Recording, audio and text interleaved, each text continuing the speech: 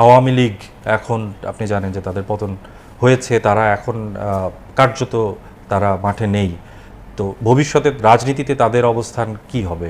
প্রথমত এই যে হত্যাযজ্ঞ হয়েছে এবং গত 15-16 বছরের যে দুর্নীতি, দুঃশাসন, লুটপাট এবং ভোটাধিকার হরণ, এর জন্য অবশ্যই আওয়ামী লীগকে বিচারের কাঠগড়ায় দাঁড়া করাতে হবে, যেটার কার্যক্রম শুরু হয়েছে।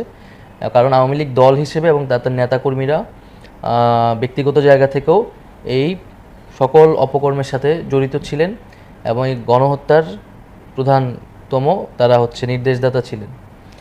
তো সেই জায়গা থেকে তাদের যে হত্যাগুলো তারা করেছেন এবং যে অপকর্মগুলো করেছে তাদের সেটার জন্য তাদেরকে বিচারের মুখোমুখি করা, বিচার প্রক্রিয়ার পরেই আসলে এটা বলা যাবে যে আওয়ামী লীগের রাজনীতি কতটুকু থাকবে বা থাকবে না, এবং জনগণই সেটা সিদ্ধান্ত নেবে। কিন্তু সবার আগে বিচারের আগে তাদের রাজনীতি বা তাদেরকে পুনর্বাসন করে